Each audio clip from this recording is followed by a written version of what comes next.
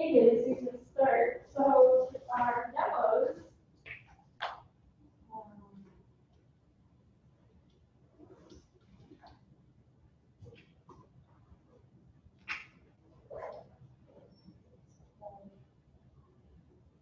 Oh, a little bit dark, huh? That's good. Okay, so we do want it pretty dark. So, because we're looking at some light, some things, some diffraction and experiments here. So this, so you should be able to see this. So this is a white light. It's some kind of arc light. And there's a very narrow slit in front of it. So here's the lamp, and then the slit is here. So you can see the slit, what comes out is just a narrow bar or light. And then that hits this piece of glass, which is in the shape of a triangle. So that's the prism.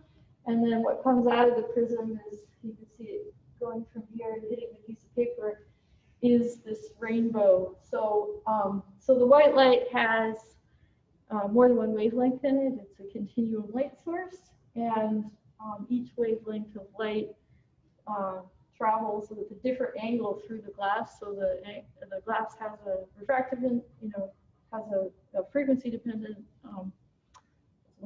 behavior. So it's called refractive index.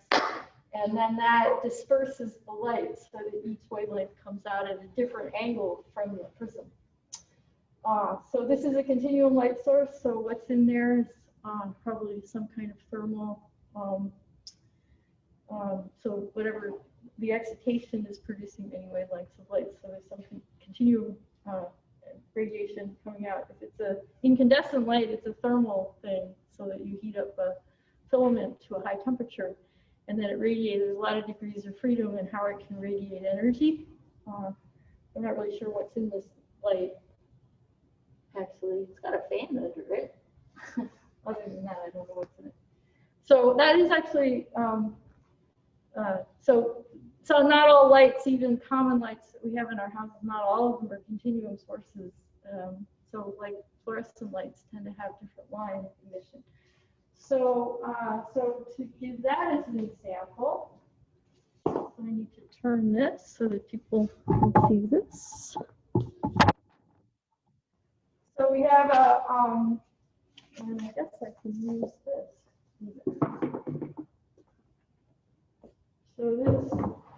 So again, we've got a different light source here, but this is a mercury vapor lamp. So what's inside is, it's a vacuum tube with mercury gas, and then there's a high voltage on either end, which excites the gas itself, and then it radiates atomic transitions. So these are transitions like similar to what we were showing last lecture with the hydrogen atom, where the atoms themselves have these different energy levels, and the electrons jump between energy levels. The energy levels are discrete, so you get different different wavelengths from the transitions between the energy levels. And again, it's going, what's coming out of the, so if you, this is the same thing, there's a slit here, which you can kind of see. I could take this off actually. Well, no, actually the slit's right there. Can't take it off and have the slit show, because the slit is part of the thing. So there's a slit, and that hits this grating here. And actually, if you can see, if I do this straight on, some light can just go straight through it. So you can see here, that's this white bar here, and you can kind of see here that whatever comes out here has about the same color as that. So all the light goes through in the straight direction.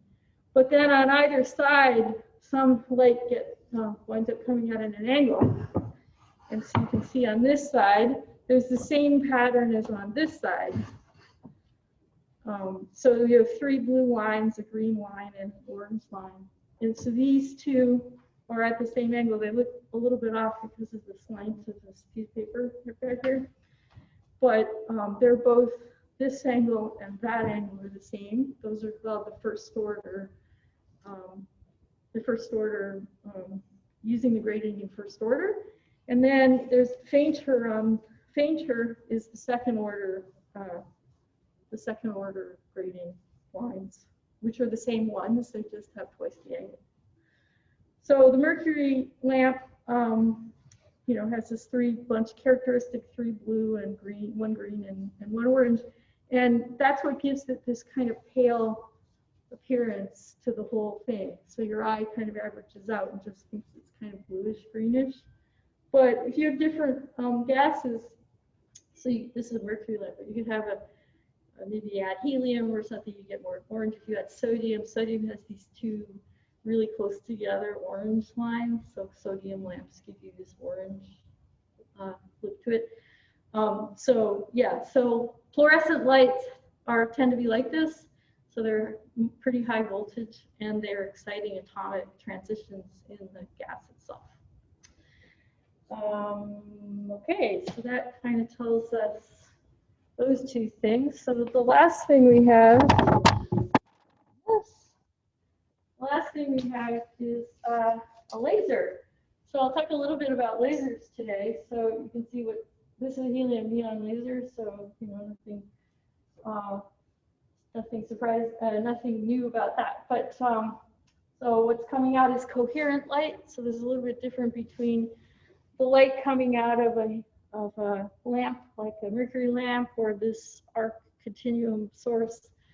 The light itself is not in phase, but what comes out of a laser, all the photons are actually aligned, so they're in phase with each other. And then, so this is what's known as a coherent light source. A little bit different. Those are considered incoherent because all the photons have different phases. So this thing hits a slit. Again, it's actually not just 1 slit, it's 2 slits right next to each other. And the light can go through either direction, but because the light has wave-like behavior, they interfere. And the thing you get on the wall, which I hope you can see over there, so it's got this, it's got an envelope with, so it goes up and down, and then inside the envelope are these little up and down features. And that's that by the distance of the slit and the wavelength of the light. And so that's an interference, what's known as an interference pattern. And so you would only see this if light had wave-like properties. We know light has wave-like properties, but light also has particle-like properties when we talk about the photoelectric effect. So we had an old photoelectric effect experiment, but it doesn't make any sense what it does. But I can tell you the way it would have worked had it worked. I think the instrument's broken, but in any case, we use the photoelectric effect. We use the mercury lamp to show it, and it's convenient. The mercury lamp gives us blue lines and a green line and a yellow line. And so if you're trying to run a photoelectric experiment, the experiment is that you shine a vacuum with, you have a metal, typically a metal inside a vacuum, and you shine a light on it, and then you measure, do you get electrons off or not? And the redder the light is, the red light's not supposed to give you any electrons, and the blue light is supposed to give you electrons. And so we would be using these different wavelengths from the mercury lamp to show the photoelectric effect. Just that when we tried it this morning, it was giving us a voltage for the yellow light and not the green light and the blue light. So it doesn't make any sense. So not a working experiment. So yeah, so those are our demonstrations for light, things that you can do with light. So let me turn the lights back on.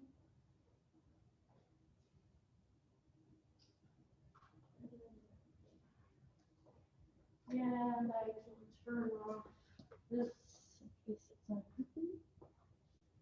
And now we put on the other camera. Good. So I think we're back. So any questions right now? Everybody turned in labs that are here? The lab reports yesterday? Do we have anybody who did not turn in a lab report yesterday? Those people are aloof, right? Yeah, so you don't need to publicly embarrass yourself, but get back to me if you have it, because we want everybody to do well in this class. And the easiest way not to do well or even complete the class is not to turn in labs. So I want everybody to be turning in labs. Okay, so last time we talked about quantization, and I told you a little bit about the spectrum that you get from hydrogen atoms and the formula that gives you transitions is known as Rieger formula, and it related to that is what the energy levels are. They go as a quantum number, 1 over a quantum number squared. It's a inverse quantum number. So that's what the hydrogen atom looks like. So, what I want to do now is talk about the harmonic oscillator, quantized harmonic oscillator, and the quantized rotor. And then we'll talk a little bit about lasers, and then that will be kind of our end of the rough summary of quantized light and energy. Okay, so the harmonic oscillator. So let's talk about the quantum harmonic oscillator. So we'll do an idealized thing. So this in the classical setting, we have a spring connected to a mass, and the spring has spring constant K and the mass has mass M. And the harmonic oscillator potential looks like this, U of X. And the oscillator can have any energy. And so through any energy, so what does it mean to have any energy? So the energy is the kinetic energy plus potential energy. So the potential energy is 1/2 K squared, maybe plus a constant. And classically, you can start in any, so the energy is set by the amplitude of oscillation. And so the max, actually to figure out the energy is just if I pull the spring out, then it has no kinetic energy initially, but potential energy is 1/2 K squared. So that is now the amplitude, how far the max you pulled it. And so the energy is just 1/2 K A squared. And then once you let it go, it would go back and forth with different X versus U X. It would go back and forth, alternating between sinusoidally alternating between kinetic energy and potential energy. But in the classical thing, this energy can be anything. In the quantum setting, that's not true. And so the quantum setting, there are only certain energy levels allowed. And so they look like this. And they're evenly spaced. So the ground state is not at the bottom. Classically, you could put it at the bottom, it would be at rest. But quantum mechanically, it can't actually ever be at rest, which is kind of wild. And that behavior, this idea of the ground state doesn't have zero energy, actually has some benefit. That kind of propagates through all of quantum mechanics, actually. The ground states are not empty of energy necessarily. So the ground state is 1/2 H bar omega, and so H bar is just H over 2 pi. That's right. So you get 2 pi in the right direction. I think so. So yeah, so shorthand is H bar, and you see that over and over again. That's right. Okay, so so that's the ground state, and the other energy levels are all the distance between each energy level is H bar omega, and so E1 is 1/2 plus 1 H bar omega, and E2 is 1/2 plus 2 H bar omega, And so you can write the energy level as 1/2 n h over omega, where n is this quantum number. So n is 0 for the ground state, it's 1 for the first energy level all the way up. So, right. So how do you derive this? And again, so this is a one-dimensional problem. What we give you the spectrum. Again, one thing you'll learn when you take a full quantum mechanics class is you'll take Schrödinger's equation, which is the wavelength equation, and there'll be discrete, there'll be particular functions for the probability functions for the particle, and so instead of saying the particle is a particular location, you'll say it's a probability distribution, and that will let the particle have this wavelength behavior. And the ground state will look something like that, and the first excited state will have some oscillations around that. And so you can think about all of these states as fitting some numbers of wavelengths inside the energy well, the potential well. And you have to fit them in just right because they have wavelength properties.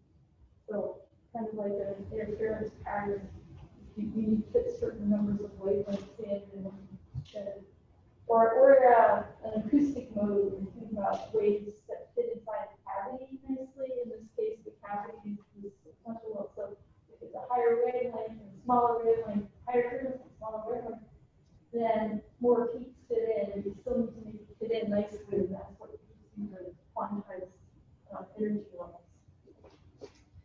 So, so that's what. So this is an idealized system. Well, so do we have really? Is this common? Do we have a mass connected to a fixed post by a spring? And no, not really. So, so what's more realistic are vibrational states of molecules. So with a molecule, you might have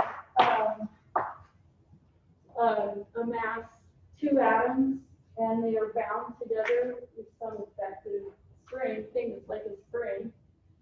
And in that case, you get the frequency looks like the spring constant divided by the reduced mass. And so this is true for a classical setting where we have 2 masses connected by a spring. The reduced mass, and we'll show this later on, will actually derive this. The reduced mass is just depends on the mass ratio and the sum of the product of the mass divided by the sum of the masses. And so for equal mass system, the reduced mass is half the mass. So this is a classical setting. We just oscillate back and forth. Basically move through space like the molecule, drift around, but oscillate while it's drifting around. And this thing is quantized just the same way as that, just with omega being set by this formula, by the reduced mass. So this K, you can ask, well, what does this K mean? So, so if I bind 2 atoms together, there may be a potential energy. They may be at some potential energy minimum. And so you can think of potential energy shape that looks something like this. So this is U and R, and then this is R. And at the bottom of this is where they would be near equilibrium. So at the bottom, this may not look exactly like a parabola. So remember, a harmonic oscillator is an exact quadratic shape. So a real molecule might not actually have an exact structure like this. So if they get too close together, they will repel. At infinity, this probably has to go to 0. So they're not really they're not interacting with each other. But at the bottom of this thing, it looks like a quadratic thing. So you can expand the potential at the bottom. And so the energy levels would be just like a harmonic oscillator right at the bottom. They would have this even spacing. And then the ground state would be at this 1/2 h bar omega, where omega is set by this thing, and K is then set by the curvature of the second derivative But then as we get further out, we would get energy less further up, higher energies. We might get, they would deviate from the harmonic oscillator. And so they may get closer together, actually, which is what people would expect. So you can solve, maybe I should draw them from the chart. So they would be even, like what's called a ladder spectrum, the ladder energy level spectrum at the bottom, and then they maybe get closer together at the top. Because the potential is not exactly quadratic. So for the quantum harmonic oscillator, which is giving us the vibrational states for diatomic molecules, so this is the, we would call it the diatom molecule.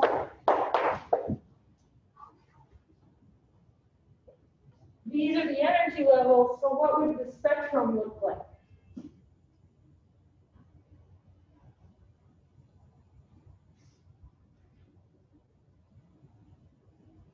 Anybody want to volunteer? Remember, a spectrum is transitions between energy levels. So what possible energies or wavelengths could I get from a harmonic oscillator? Quantized harmonic oscillator. Yes, yeah. Would it be h bar omega? Yeah, so you could say have a transition either up or down depending on whether it's absorption or emission between two nearby energy levels, and that would give us an energy of this. And if we wanted to know the frequency of the light, that's just hq, right?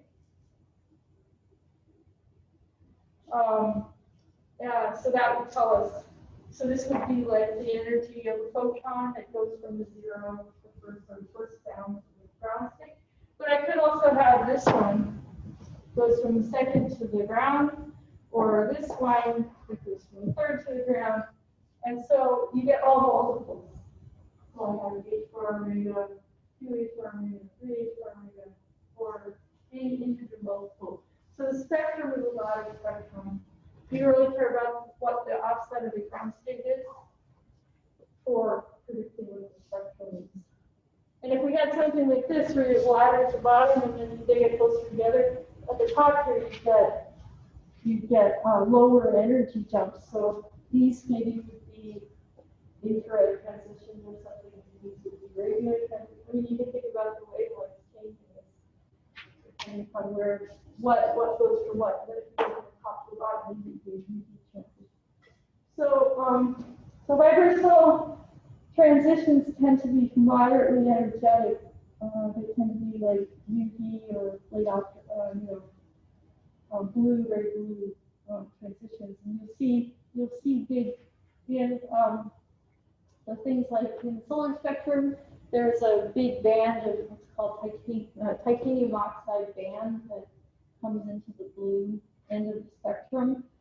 So those are in optical wavelengths, but it really blankets out on the spectrum of cooler stars. They have to be cooler because if they're too hot, then the molecules are disassociated. They actually fall apart, right? So you don't have molecules. So the sun does have titanium oxide bands, but stars that are much hotter than the sun don't have them. Because actually, when you think about how you classify stars, you look at the spectrum, and the shape of the spectrum gives you information about the temperature of the star. And some of that information has to do with whether there are molecules there or not, whether is the star cool enough to give you molecules. And the same is true for planets. So if you're trying to classify exoplanets or a really cool star, certain molecules will form at low temperatures and others won't.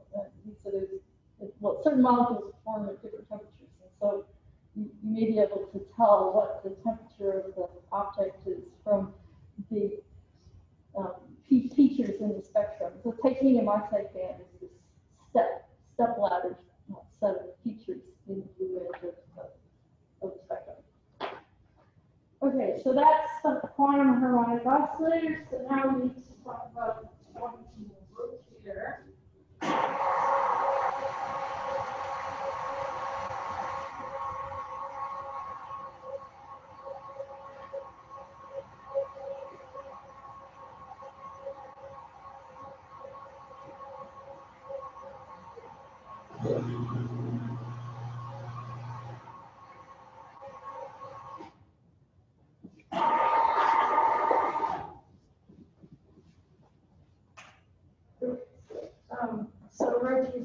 quantum rotator.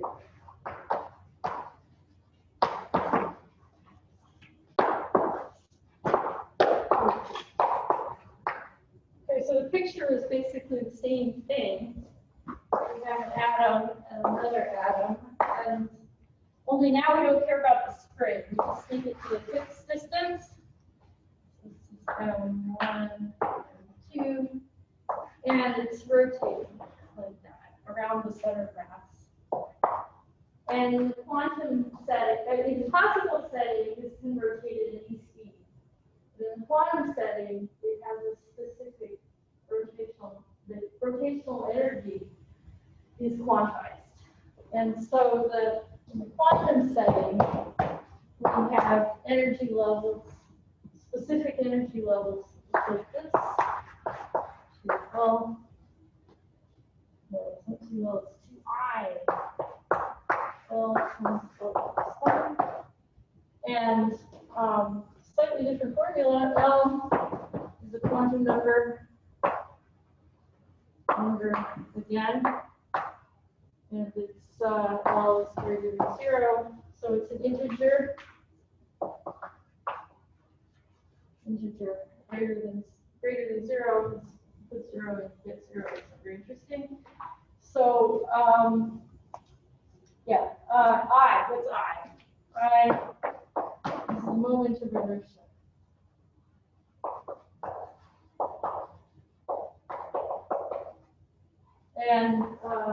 And actually, I can tell you what it is. It's mu d squared, where mu is the reduced mass and d is the distance d, or the rigid separation.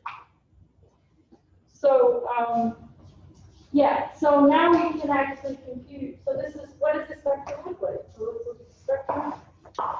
If I give L equals 1, then it's h bar over 2I squared.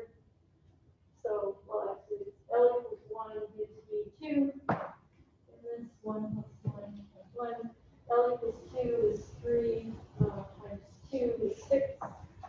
L equals 3 is 4 times 3 is 12. And actually, so if we can actually compute what delta E, what's the distance between these, actually. So let's take a transition from L to L minus 1.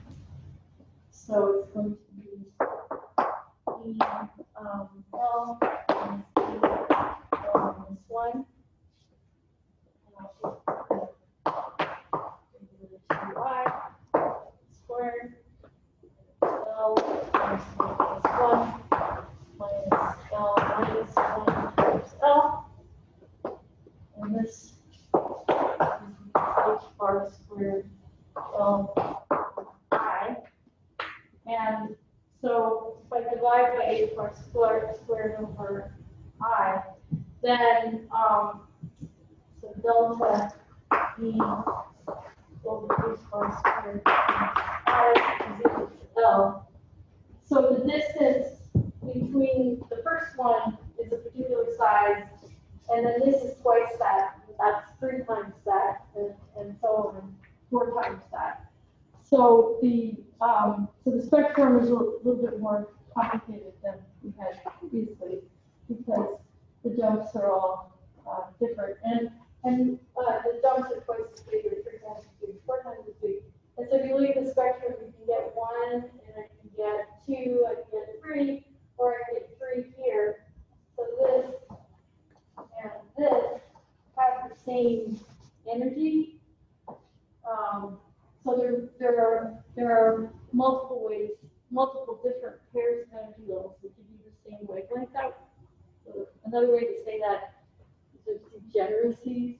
So if we're all different, all the energy levels are different, then every line that you get would be different, but every emission line or source line would be different. But because there are multiple ways to get the same line out, it's degenerative. So it's a little bit harder to do the detective work. So there are people who go to labs and they measure spectrum of molecules, and then they try and understand what makes the spectrum. So things like the quantum rotator and quantum harmonic oscillator, those are simple models or one-dimensional models. But if I have like a very complicated molecule with like more than 2 atoms, then the spectrum, the numbers of degrees of freedom for the vibrational spectrum could be high. And the same thing is true for the rotation. The rotation degrees of freedom can give a more complicated spectrum. And molecules both have vibration and rotational components. So the spacings for the rotational components is set by this I, set by h bar squared over I. And typically this energy is not very big. So you see the vibrational ones you tend to see in the submillimeter. So they're telescopes actually that are there's high frequency radio is a submillimeter. The frequencies can be like 100 gigahertz, 200 gigahertz, 300 gigahertz. And those you'll see these rotational transitions, just pure rotational transitions. Then so those are really close together. The submillimeter is a high frequency, which is smaller than things.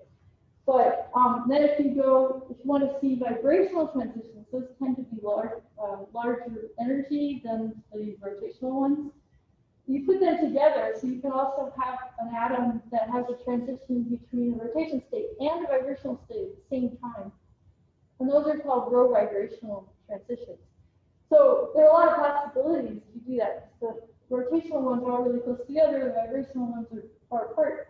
But for every vibrational one, I could go to multiple rotational states. So instead of having, if I go like now with my harmonic oscillator, I can think of this being spread out now. So each one of these is a vibrational state, and then I have all these classical rotational states. And so there are a lot of possibilities now for every transition. So spectra of molecules, there are lots of possible transitions, and that's why our atmosphere is opaque in the infrared, and it's also why the atmosphere emits at many possible wavelengths. So the atmosphere has molecules in it, and there's a lot of possible transitions. So the whole regions of the atmosphere are completely opaque, you can't see through at all, and that's because everything is absorbed by water molecules or CO molecules. So the other thing is if it's emitting, another thing you keep in mind, if it's emitting in the infrared, that also means the temperature KT, which is the energy level typical of that temperature, is about peaking in the infrared, and that happens to be true of our atmosphere. So it's another reason why our atmosphere is opaque, because these energy levels are all populated, which means that the molecules can absorb the radiation easily in the infrared wavelength range and submillimeter wavelength. So the atmosphere. So you think about, well, where are we doing astronomy? So astronomy, have to go see through the atmosphere, and so the visible we can see out. We can see the stars. So why is it we can see through the stars? So mostly the atmosphere is in these molecular states, and the atomic levels are not populated because they require UV photons to be excited or hotter temperatures, like 10 to the 4 degrees Kelvin rather than a couple hundred degrees Kelvin. So since the atomic transitions aren't really excited, that means you can see through. But the infrared, the atmosphere is pretty opaque, and not in all bands. So there's certain bands that you can kind of peek through where they're just not molecules that are absorbing or emitting those particular wavelengths. So there are some moderately see-through bands in the infrared. And then when you get to the far infrared, essentially it's entirely opaque. And not till you get down into the radio can you start seeing through the atmosphere again. So in the UV, the opposite's true. So if a photon comes through, it will pick an electron out. And so the reason, so again, you wind up having down-through transitions going on. And again, the atmosphere is opaque. And not until you get much higher wavelengths or higher energy, you start to see through the atmosphere. So the other way to figure this out is just to notice which telescopes are in space. So we have optical and radio telescopes on the ground. We don't have very many at other wavelengths, and that's the reason. So you want to do X-ray astronomy, you have to get out in space, otherwise you can't see it. And same with UV. So at infrared, if you work on the ground, you have to get really high up so the water vapor is less of a problem, or go to the desert, like the Atacama Desert, which is both very high up and very dry, so you can see through. So that's kind of like a setting for vibrational spectrum. Okay, so one last topic when we're talking about quantization, talk a little bit about lasers.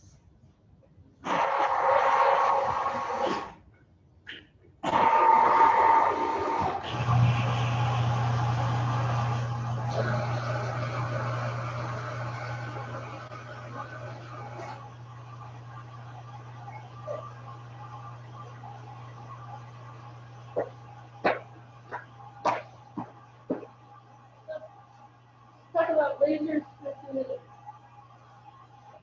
So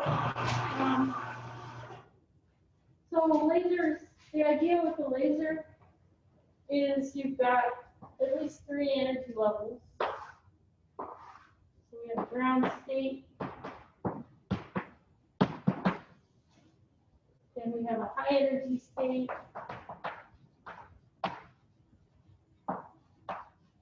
then we have a mid energy state,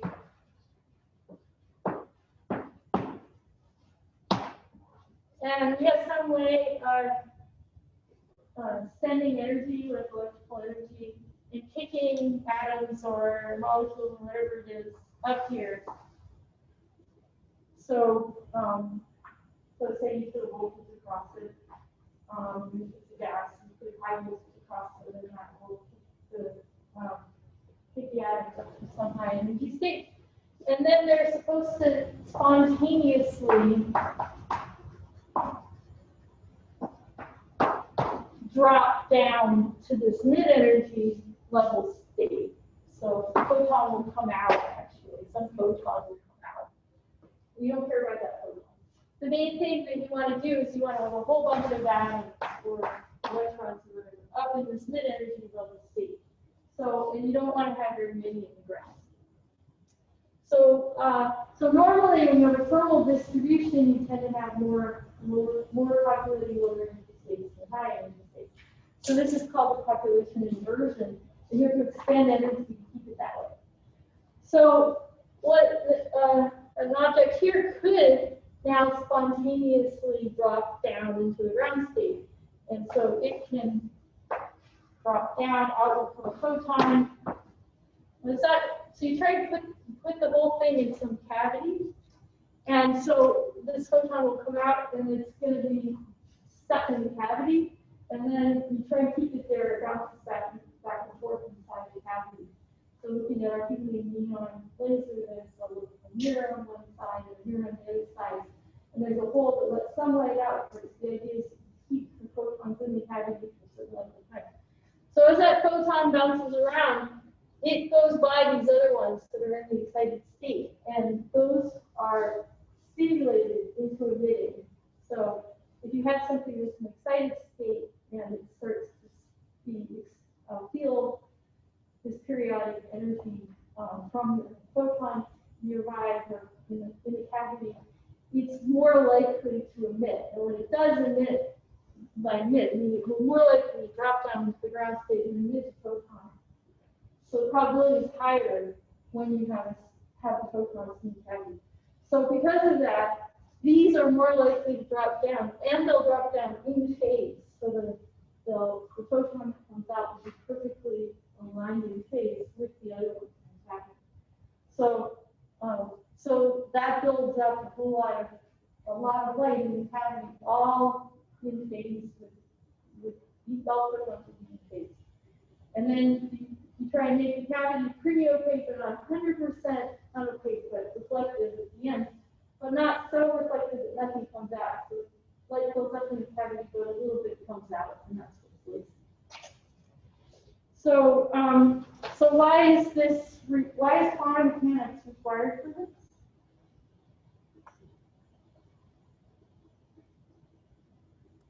Excuse me, Professor. Yeah? Would you mind using something like a loudspeaker? Because the sound is really vague and weak. We cannot hear it clearly. Okay, so you're not hearing the microphone very well? Can you hear? Let's see. See if I can put the. I may be able to adjust it.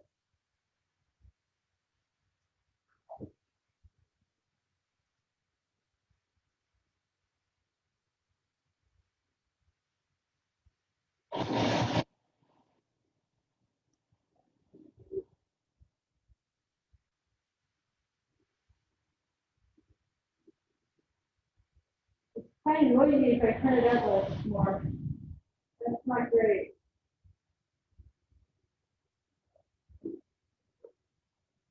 It's not all that receptive, is it? Can you hear me now? Not well. I'm not sure I'm going to be able to solve this right now, but I'll work on it for maybe next time, okay? Because I think this is not the first time you guys are saying that there's little hearing. But I have no controls to do anything better than what we have right now.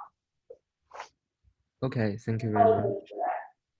Okay, so the question I had, well, I'm happy to know that I can hear questions from you guys actually. So last time I wasn't sure that I was able to catch questions from the online community. So that would be good. That's good. That's good to hear. Okay, so the question is why do you need quantum mechanics for laser to work? And the answer to that is that you have these energy levels, and you need to have a quantized energy level situation in order for the laser to work. These are conventional lasers. There are other kind of lasers where it's not quite like this, or electron lasers, but this whole picture I drew where you have these energy levels, three energy levels are necessary because you're counting on the fact that things are only able to emit in certain frequencies of wavelengths. So lasers, specifically quantum conventional lasers like helium beyond, very certain complex molecules are, or even semiconductor lasers require you to have discrete energy levels for your system. Okay, so I think that's it for this broad discussion of quantization.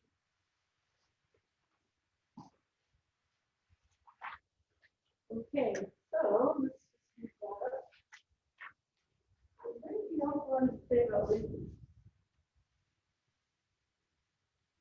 Oh yeah, I guess there's one last thing. You can kind of wonder about how do you predict any of these things. So like if you're trying to decide a laser, how do you know whether it's going to work? It's not so long that these lasers they go. These lasers, semiconductor lasers, didn't actually exist. So there's certain if you can predict the rate that this comes down to predicting rates of things, right? So the spontaneous emission rate for atomic transmission is something you can predict based on the energy level difference. And then the spontaneous or the stimulated emission transmission rate is predicted with statistical mechanics. Einstein A is equal to the A coefficient spontaneous emission rate, the B coefficient stimulated emission rate. So those help you maybe predict what the rates are. And so you need a certain rate before a photon can be able to come out before you get interesting how you do it. So the physics of being able to predict what comes out is the most important one that actually works. And that's about all I know about it. I don't know much about it.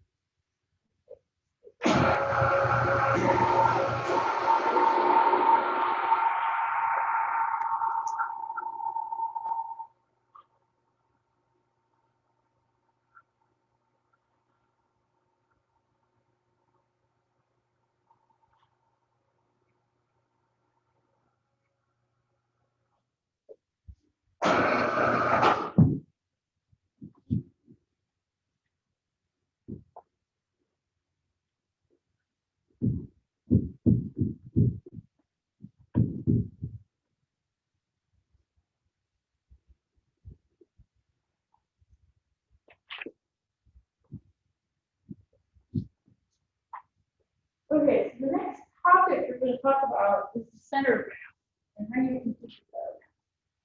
So, this is what we're going to talk about.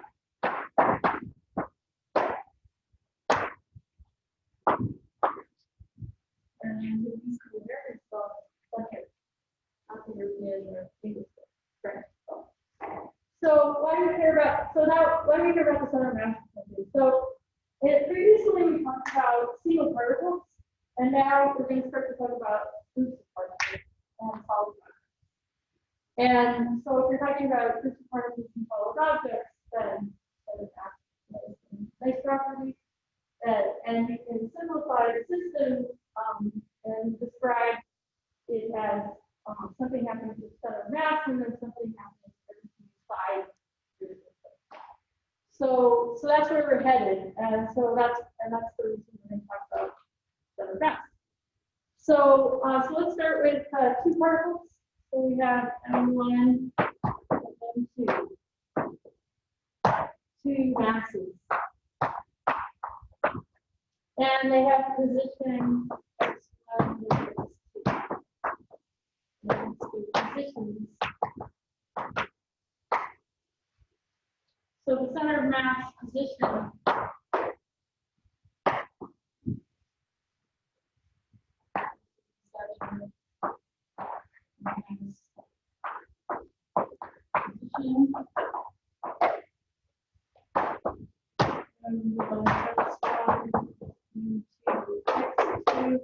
and that's not a position, that's a mass type position. So I'm just going to divide by the total mass. So if you remember when we were doing our statistics at the beginning of the term, we talked about weight when we were adding data with weight data last year. So this is also a weighting system, but we're weighting it. So you can think of the position X as being weighted by the mass of the first particle, and the position of the second particle is weighted by this mass, and then we divide by the total mass, so that this is like M1 over M1 plus 2 is like a fraction of mass between M1, and M2 divided by M1 plus 2 is a fraction of mass between M2. So anything that's heavy gets more weight than anything that's heavy. So, and I put vectors on top of everything because we could do this in X, and Y, and you're all three. You can have compute the center of mass position in three dimensions. So we can take the derivative of this, the time derivative of this, to come up with a velocity. The center of mass velocity is not surprisingly the same thing.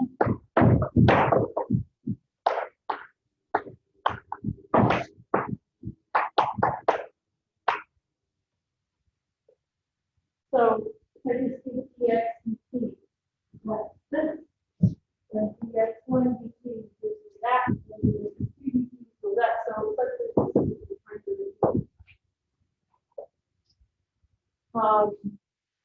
so a lot of times when you're working with center of mass problems, you need to know the position of one particle with respect to the center of mass.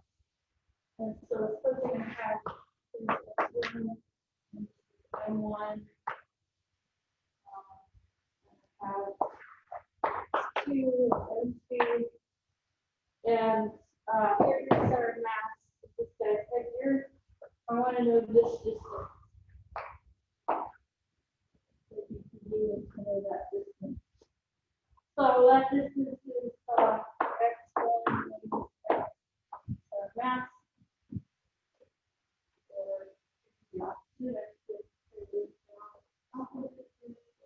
Do it the opposite way. Follow my lecture. So let's just put a formula in here, and then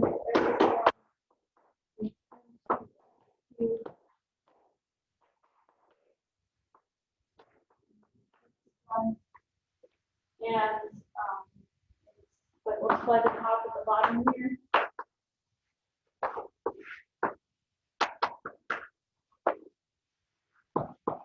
Then this x x1, m1 will go away. And I'll get x2 minus 1, 2. Take this out.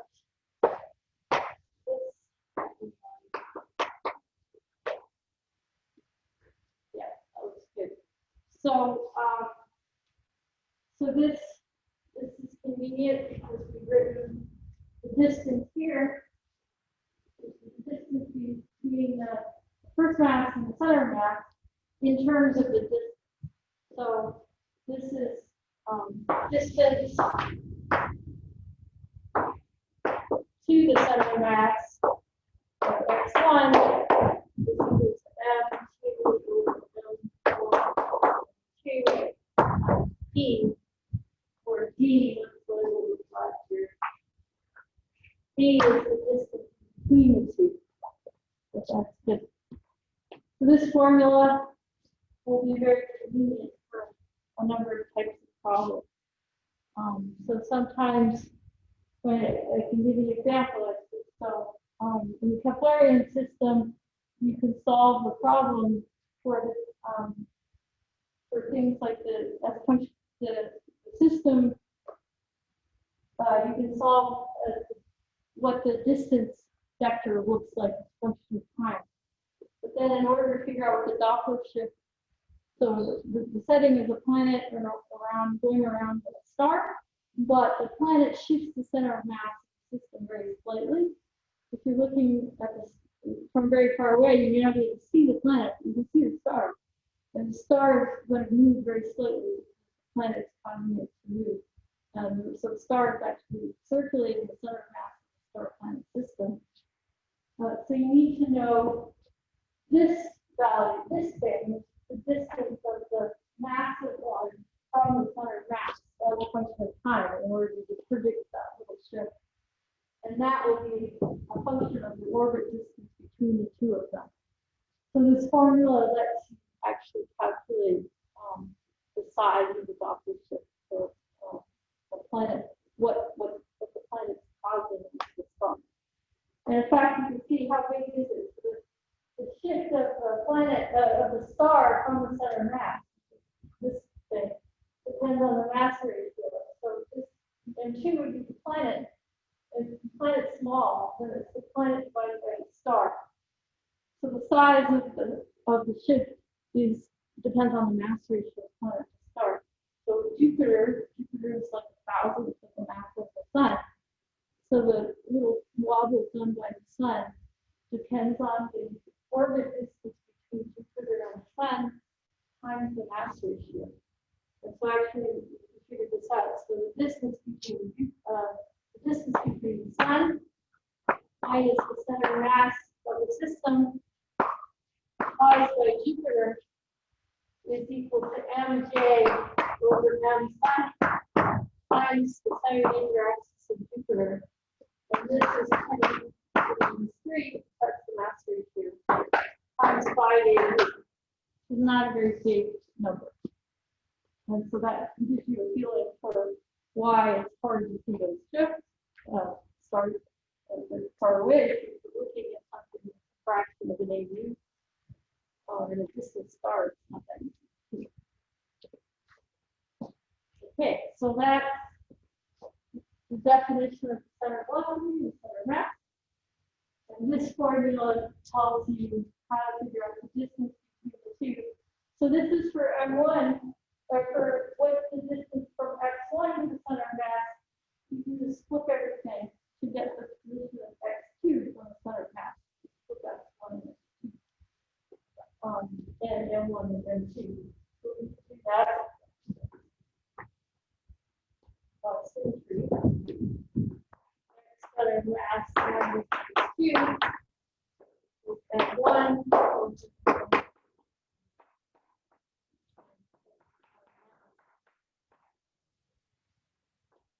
And you can see this is, I put this the sign, and this is actually, there's no reason not to use these vectors.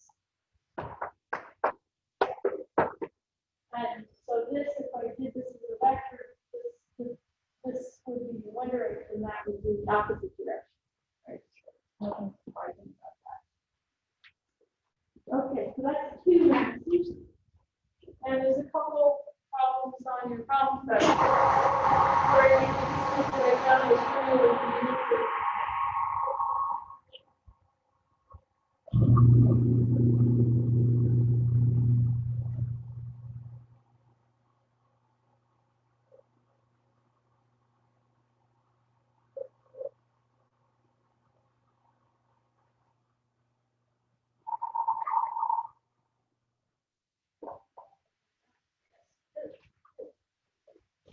And where did I put the, oh, here it is up there. Where is it?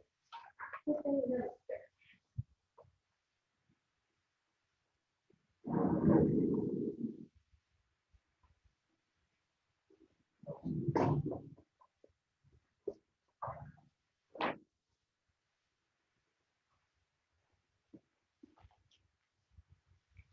Okay, so we talked about center mass, we have 2 masses, so now let's go up 4 masses. So now we have n masses. So let's give them positions, psi,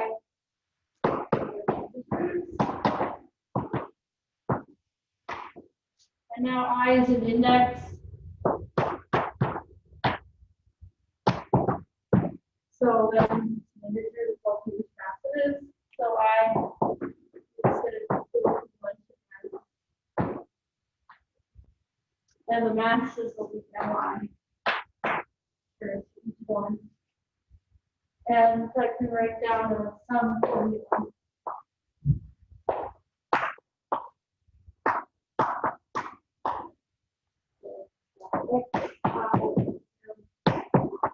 Over some, oops, remember we had estimates, right? This way, am I solve the total mass?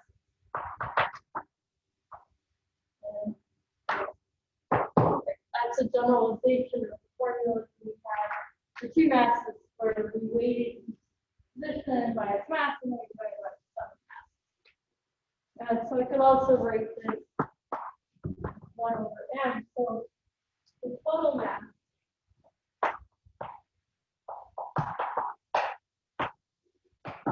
this is the total mass.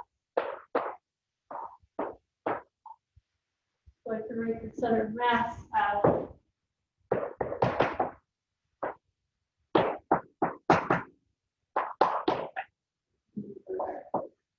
okay. So that's another way to write the center of mass.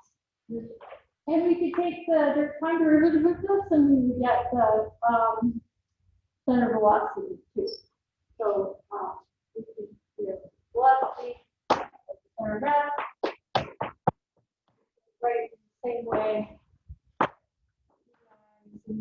Velocity will weighted by the same thing. So so that's a summation. So while we're doing sums, we can also integrate. So we could, instead of talking about a bunch of individual masses, we could have a density distribution. So this is density. So density is mass per unit volume. So we can think about piling space up until there's a bunch of little cubes, each with its own mass, and that mass would be given by the density. So the center of mass, when we have a density distribution, right, is an integral over the density distribution times the position. So this is the mass. Let's just get the mass first. So that's the total mass. And now we can write the center of mass position. So this should be the same thing as this, actually. We're just integrating the mass. We're summing the mass in every region of space.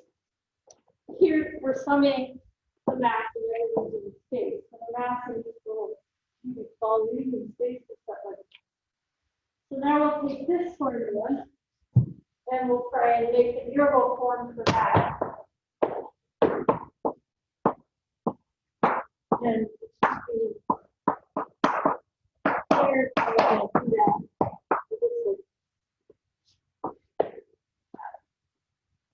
So if you have a density distribution, some function, you just have to integrate up space out to the surface of the body, and that will tell you what the same.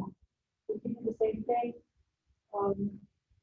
the velocity distribution, that's kind of tricky because so you can do that, but you know, usually you go for this continuous small body, and assume if they're rotating or something, but you know, you could actually develop that.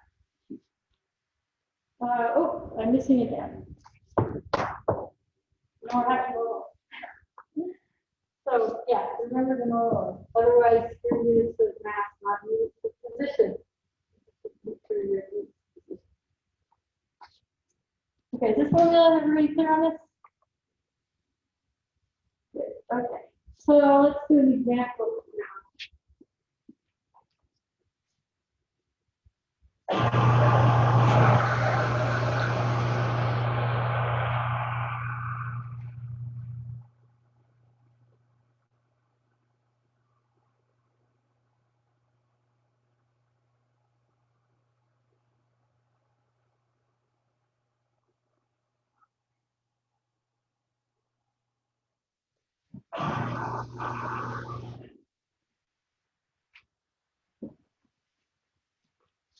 Okay, so the example I want to do is full cube.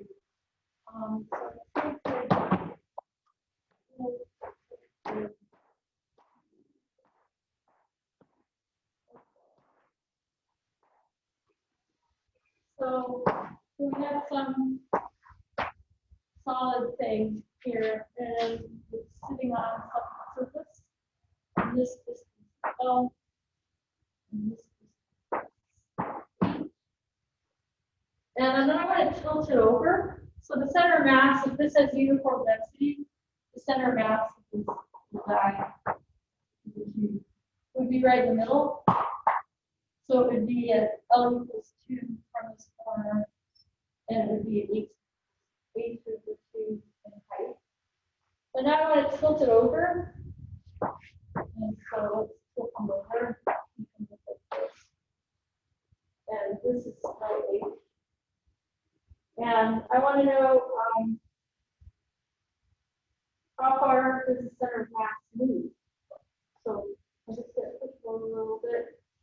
The center of mass was here, and now it's going to be slightly tilted over.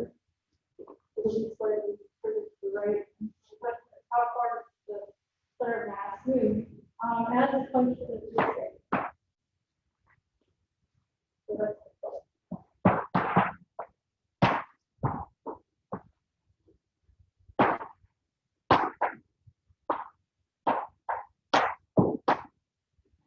so center mass does not move in the vertical direction at all. It only moves in the horizontal direction. So you can kind of tell that by symmetry, if I just stick a bunch of plates, not a mass. But a bunch of vertically have the same mass. The vertical mass is horizontal mass is kind of spread out, pushed to the right. So the vertical one is so we only have to worry about the horizontal direction. And actually you can kind of tell if I draw a line like this, it has to be right in the middle by symmetry. And so really all I need to do is figure out this and divide by 2. So let's figure out what this distance is. So if I make this L, then this distance is L cosine theta, and this distance is L sine theta, but L is h over cosine theta, and so this distance is h tan theta. And the amount that it moves has to be half of this. So the smooth.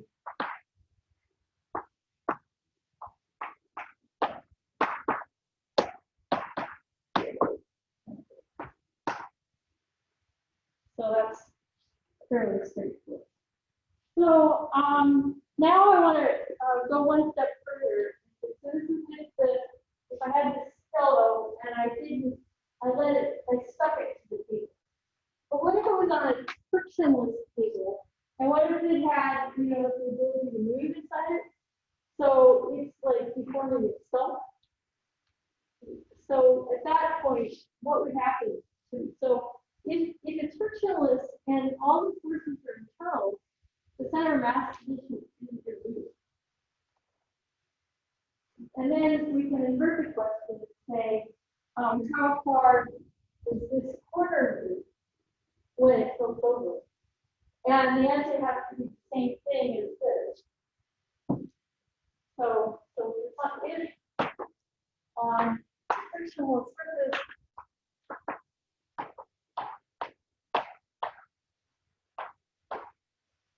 the center of mass is fixed, but the base moves. And how far the base moves is exactly the same as the answer for a previous question. Is that.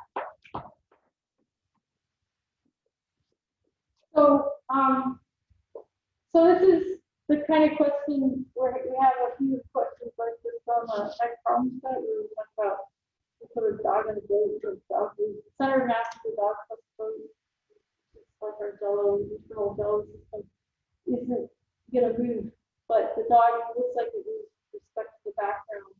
So you have to figure out how far things are changing, assuming the center of mass stays fixed, and then compute what it looks like on an external viewer.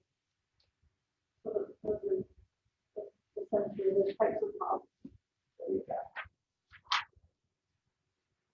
I just play around with these little jello systems because you can think of them as really simple crawlers, robotic crawlers. So if you think about what's the effective friction on the surface, you can deform them and deform them at different speeds to change the effective friction on the bottom, and then try and predict how far they fall. So these are really simplified motors, really simple abstract motor problems. And actually, if you look at, there's this trend about 10 years ago of making where they make these little bunch of simulated creatures and then reward them and get further and other simulated creatures and then run genetic operations on them. And a lot of them would wind up doing coercion mechanisms where they would perform these specific patterns. And so I was looking at what effects are going on with those. And so also, that's why I'm playing with machines of jello. Hypothetically, machines of jello.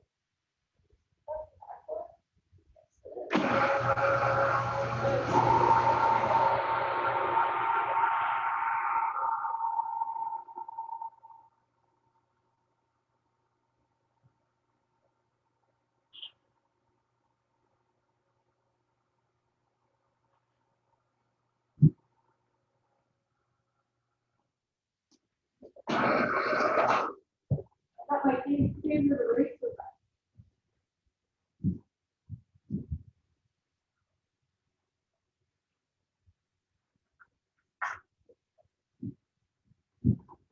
So a couple weeks back, we talked about predicting force from spherical shells of mass. And we used this idea of superposition. You could take a probability of some spheres or shells and solve it gravitational forces. Yeah, so with center mass problems, the same thing is kind of true. If you have a sphere around one piece of fact, you know that the center mass of the sphere is same as a disk or square. So being able to cut up your mass into the pieces and keep their center mass separately and then add them in is useful for solving problems. problems. So, so this is this idea of superposition.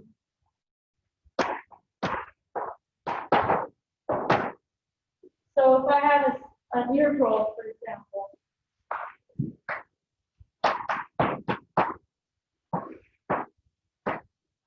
so this is the center mass position is the integral of the mass density over volume times position. I can divide this up into little pieces. So let's take it into a piece. X. So mi is piece. And I'll just integrate over the piece. Bring the piece. Then I can write m as the sum of these. And I can write, I can then divide up this integral into the sum of each piece. So then I can write x, the math is equal to 1 over still, this sum of the piece times the integral of pieces of rho x. Let's do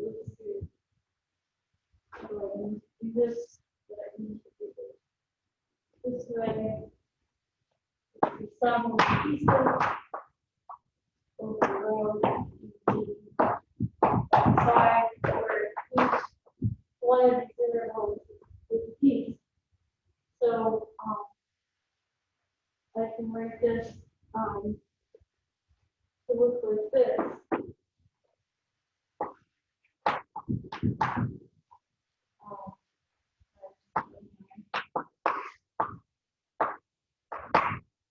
Where it's the sum of the center masses times the mass of each piece times divided by the sum of the masses for each piece.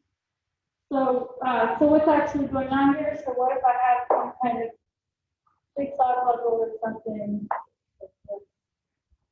Or here. Yeah, there's a jigsaw puzzle. And I can use the center mass of this one, and the center mass of that one, and the center mass of that one, and the center mass of that one.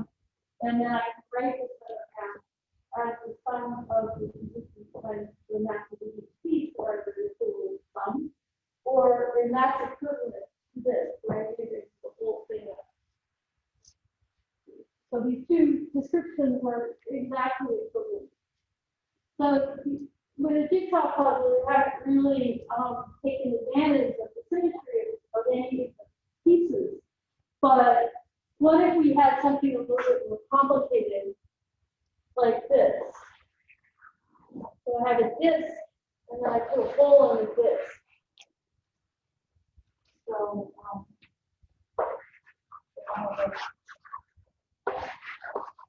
mass distribution like that. So this, so I'm a little bit more specific about this. So where is the center mass of this? So if I were to integrate this by hand, I could integrate each, like this big little column with density, and I could integrate each one up, and that would be pretty time consuming because this is a pretty complicated surface. But it's a lot easier to just say, well, I know the center mass of this. So let's compute the center mass of this filled in plus this thing. So the center mass of the whole thing filled in is going to be at the center because it's a disc. So we know that. So we know the center mass is this. And so by superposition, the sum of the center mass of this plus this piece has to be in the center. And so we can then write out using the superposition principle the equation for the center mass of with the whole reason. Does that make sense? So let's do that. So I need to label things. And I need to get things radii. And so for this particular problem, this radius like that. And then the whole will have radius, but half this distance here is over 2. So it's exactly half the radius. Okay, so and our goal is compute the center of mass of this thing. How far away is it from the center of the whole thing? So how far mass from the center of the large. So that's this. Okay, so if it's a uniform density thing, I don't really care about the density, so I'm just going to set it to 1. So so we have we call this thing the mass of the disk with the hole, and so the mass of the disk with the hole in it is going to be pi squared. So that's this thing minus pi over 2 squared.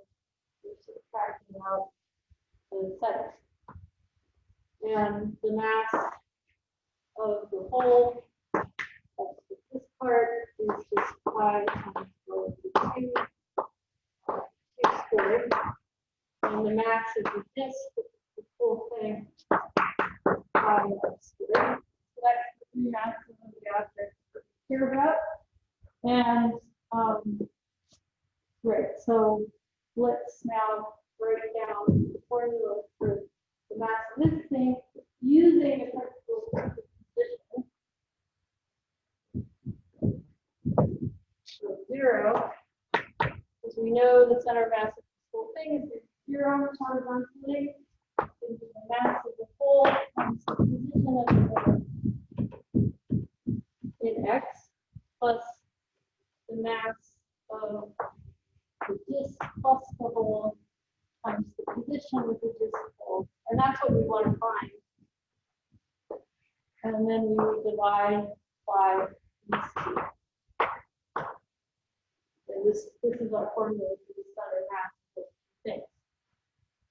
So what's the position of this? The position of this is that r equals 2. And if I'm going to solve for this x dh, I don't really care about the denominator. So I just need to put in what the value is here. So that's r equals 2. And I could put a minus sign if I'm working with respect to the origin there. And this total x dh 0. And now I solve for x dh. M of the whole times r over 2 divided by m, the disk in the whole. And this we calculated right here. So m whole is pi r over 2 squared times r over 2 over that formula there. Pi r squared minus pi. And that's the answer, which we could then calculate. It turns out to be r over 6.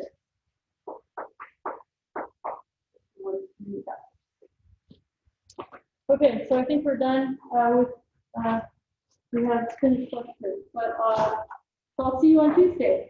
We'll talk about dynamics of local particles.